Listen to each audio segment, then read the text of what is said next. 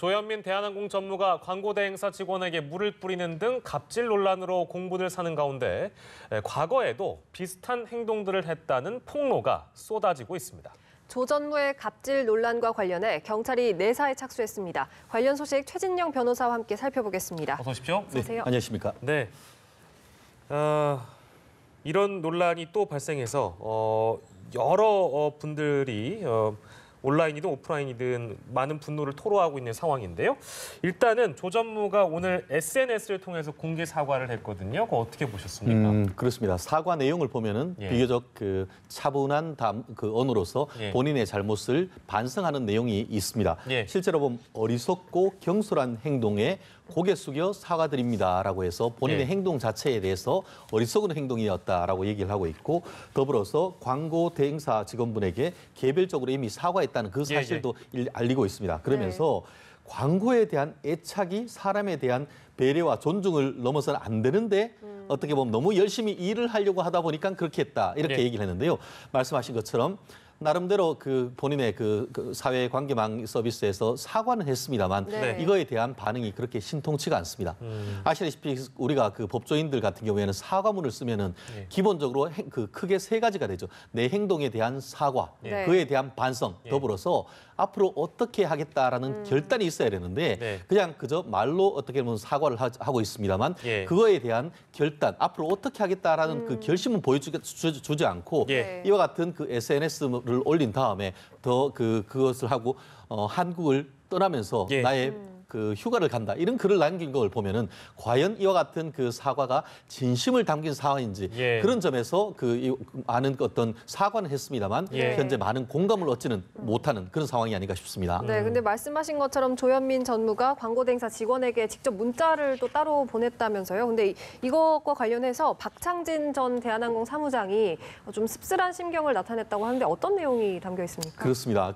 지금 이 피해 당사자에게 보낸 내용을 보면은 본인이 대한항공 조현민입니다 라면서 망설이다 직접 사과드리는 것이 맞는 것 같아서 문자로 사과를 드린다라고 얘기를 하고요. 그래서 제일 끝에 이런 얘기를 했습니다. 필요하면 내일이라도 찾아뵙고 직접 사과드리고 싶은 마음입니다. 그럼 필요하면 하고 필요 없으면 안 합니까? 결국 사과를 할 때도 말 하나하나를 조심스럽게 써야 되는 것이 맞죠. 이런 케이스에 만약 제가 법조인이라고 한다고 하면은 정말 죄송합니다. 불편하지 않으시다고 한다고 하면은 제가 가서 찾아뵙고 꼭 사과를 드리고 싶습니다. 이런 것을 했다고 하면 진정성이 있을 텐데 그냥 필요하면 하겠다, 그렇게 해놓으니까 이미 4년 전에 이 땅콩 회항의 피해자였다고 하는 이 박창진 사무장 같은 경우에도 하나는 배운 듯합니다. 진심이 아니라도 빨리 덮자는 것은 배운 것 같다. 한마디로 자기 뉴스에 나오니까 이렇게 사과하는 것은 오히려 자기를 위한 것이 아니냐라고 하는 글을 올렸더니만 그 글에 좋아요란 글이 1,500개 이상 지금 붙었다라는 것을 봤을 때에 여전히 이와 같은 사과 자체에 대해서도 크게 공감을 얻지 못하는 그런 상황이 아닌가 생각합니다. 네, 대한항공 측이 이제 밝힌 대로 변호사님께서 말씀해 주셨습니다만 조 전무가 회의에 참석한 광고 대행사 직원들에게 일일이 개별적으로 문자를 보냈다, 이렇게 밝혔습니다만 사과를 우리가 보통 문자로 하진 않습니다. 그런 것 같고요. 그리고 이 내용이 이제 불거지니까 추가로 제기된 의혹들이 드러나고 있습니다. 이건 어떤 내용입니까? 그렇습니다. 실제 재미있는 것이 대한항공의 익명 이른바 블라인드 앱이라는 게 있는데 자기 회사의 뒷얘기를 서로 편안하게 익명으로 얘기하는 게 있습니다. 이 애플리케이션에서 4년 전에 이 땅콩 회항도 여기에서 지금 문제가 됐었던 것인데요. 4년이 지난 이 시점에 동생인 조 전무에 대한 얘기도 지금 여기에 나오고 있는데요. 말씀하신 것처럼 이번에 물컵을 던졌다고 하는 의혹 이외에 다른 의혹도 여러 가지가 있습니다. 이미 관련되는 팀장에 대한 이른바 인사전행으로 1년에 몇 번씩 관련되는 이 광고 팀장이 바뀌었다라는 그런 의혹이 있고, 더불어서 이와 같은 일들은 벌써 관련되는 업계에 파다한 소문이었다라는 얘기도 있습니다. 더불어서 한 가지 이른바 갑질 중에 하나라고 얘기할 수 있는 게 흥미로운 게 이 생일준비위원회라는 것도 있었다라는. 생일준비위원회요? 한마디로 이제 조 전무를 위해서 이 생일 축하 파티를 위한 준비위원회를 했고 그거에 대해서 심기를 어떻게 보면 건드리지 않고 잘 하기 위한 개인을 위한 어떤 행위. 한마디로 이와 같은 것은 공적인 업무와 관계없는 전무의 개인적인 업무를 위해서 직원을 썼다라는 그런 의혹이기 때문에 물론 사실관계는 밝혀져야 되겠습니다만 현재 이와 같은 익명 게시판에 이런 부분에 대해서도 여러 가지 의혹이 제기되고 있는 그런 본물이 터진 그런 상황이 아닌가 생각합니다. 예. 네, 근데 지금 조 전무가 휴가를 내고 해외로 휴가를 간 상황인데 경찰이 이제 갑질 논란과 관련해서 내사에 착수를 했습니다. 조 전무의 이런 행동들이 폭행이나 또 업무 방해에 해당할 수 있을까요? 아, 그렇습니다. 지금 이와 같이 경찰 같은 경우에는 이 부분에 대해서 내사를 하고 있다. 내사란 예. 것은 수사를 하기 위한 내부적인 조사를 한다라는 것인데요. 네. 경우에 따라서 범죄 혐의가 인정될 경우에는 그것을 입건해서 예. 피내사자에서 이제 피의자로 이렇게 전환할 수 있는데 네. 또 오늘 보도를 봤더니만 예. 한 정당의 정치인 같은 경우에는 예. 이게 특수 폭행죄로 고발을 했다 이렇게 얘기를 하는 것 네. 같습니다. 그렇게 한 근거는 뭐냐면은 만약에 지금 의혹이 제기된 것처럼 물컵을 사람에게 직접 던졌다라고 할 경우에는 물컵 자체가 위험한 물건이 될 수가 있습니다. 그렇다고 예. 하면은 흉기 기타 위험한 물건을 이용을 해서 사람에게 폭행을 가했을 경우에는 그것은 네. 단순 폭행이 아니고 특수 폭행이 될 수 있는 그런 부분입니다. 예. 아직까지 이 사건에 대해서는 의혹이기 때문에 사건 자체를 하나하나 확인을 해야 되는 절차인데 네. 만약에 이것이 그냥 물만 뿌려졌다라고 한다고 하면은 폭행죄가 될 수 있죠. 폭행이란 것은 신체에 대한 일체 유형력의 행사이기 때문에 폭행죄가 될 수가 있고 더불어서 지금 의혹이 제기된 것처럼 이 물컵 자체가 사람에게 향해서 던져졌다라고 한다고 하면은 예. 그것은 특수폭행이 될 수 있는데요. 예. 그 상당히 큰 차이가 납니다. 폭행은 서로 잘해서 합의되면은 더 이상 처벌되지 않는 반의사 불벌죄인 반면에 네. 특수 폭행이 되면은 합의가 된다 하더라도 반드시 처벌이 될 수밖에 없는 그런 상황입니다. 그래서 이 부분이 지금 사건에 따라서 예, 지금 예. 대한항공에서 얘기하는 것처럼 예. 물불을 바닥으로 던졌는데 물이 좀 튄 것인지 아니면은 네. 컵 자체가 사람에게 날아간 것인지 이 부분에 대해서 아마 앞으로 법적 쟁점이 되지 않을까 생각을 합니다. 네, 네. 특수폭행죄는 실제 반의사 불벌죄가 아니기 때문에 만약에 이 광고대행사 모 직원께서 문제 삼지 않아도 충분히 처벌받을 수 있다. 네, 그렇게 된 말씀이시죠? 것입니다. 알겠습니다. 그러니까 물론 이제 내사에서 수사로 전환되거나 여러 가지 형태로 상황이 발전될 수 있겠습니다만 일단 상황을 좀 지켜봐야 되겠고요. 일단 이 의혹이 사실로 드러나서 어떤 폭행이나 업무방해 이런 것들로 상황이 이어진다면 어떤 처벌을 받게 되는지도 궁금합니다.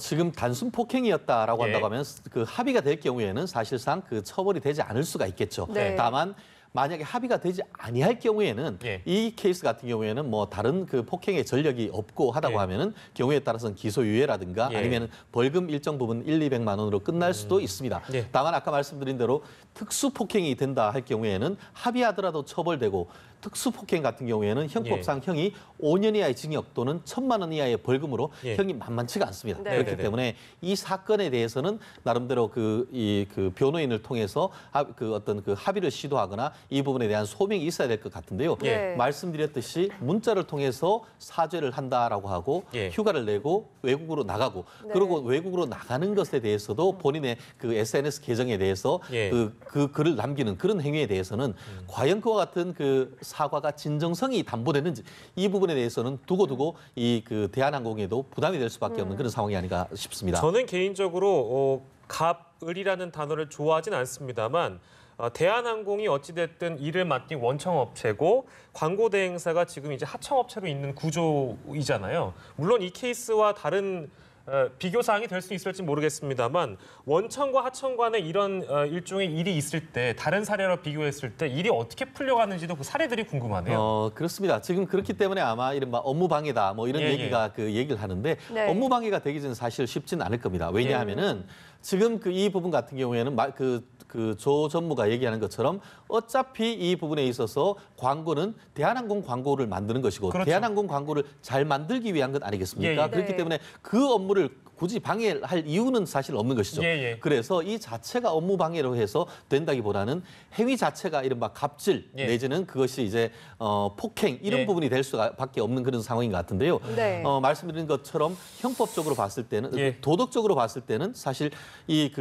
좀 문제가 될 수 있지만 형법적으로는 어쨌든 폭행 내지는 특수폭행으로 축소해서 봐야 되는 것 같고 예. 네. 다만 말씀드렸듯이 최근에 있어서 각 어떤 회사에 있어서의 어떤 갑질 의혹, 우월적 지위에서의 권한 남용 예. 이런 부분에 대해서는 사실 4년 전에 있었던 일이 정말 또 되풀이되는 이런 상황 속에서 예. 이 특히 그 언니인 이제 언니가 지금 경영권에 복귀하는 그런 상황에서 또 이런 일이 벌어졌기 때문에 예. 내부적인 대응 굉장히 중요한 상황이 아닌가 싶습니다. 예. 네, 말씀하신 것처럼 이제 물컵 논란으로 인해서 대한항공 익명 앱을 통해서 여러 가지 갑질들이 폭로가 되고 있는데 예. 과거 갑질 전력도 지금 도마에 오르고 있거든요. 좀 설명해 주시죠. 말씀드렸듯이 지금 같은 경우에는 그 뭐 이른바 그 땅콩 회항이라고 해서 언니 같은 경우에도 4년 전에 이와 같은 일들이 있어서 국내뿐만 아니고 전 세적인 반향이 있었던 것이고 예. 지금 말씀드렸듯이 블라인드 앱이라고 할 수 있는 직원들이 이용하는 그 애플리케이션에 최근에 지근거리에서 그 조 전무에 대해서 예. 봤던 사람들 같은 경우에는 아까 얘기했던 생일준비위원회 이런 얘기도 있고 예. 지금 관련되는 지금 그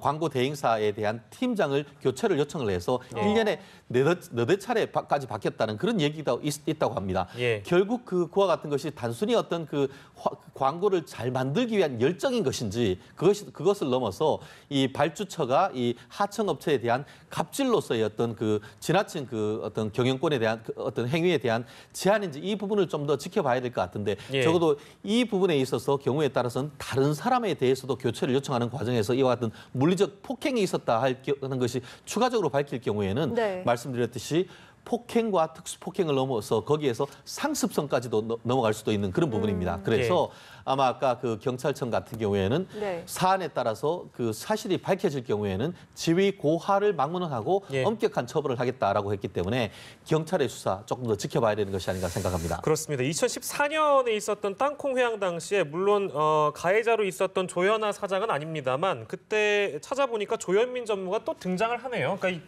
복수할 거예요. 제가 뭐 과장하려고 하는 게 아니고 복수할 거라는 문자를 보내서 여론의 문매를 맞은 바 있었는데 4년 뒤에 이렇게 또 등장하는 걸 보면 씁쓸합니다. 자, 그래서요. 현재 이제 이 사태가 국민적인 공분을 사고 있는 상황이라서 휴가 중인 조 전무와 대한항공 측이 공식적으로 사과에 나설지도 궁금해지는데 어떻게 전망을 하세요?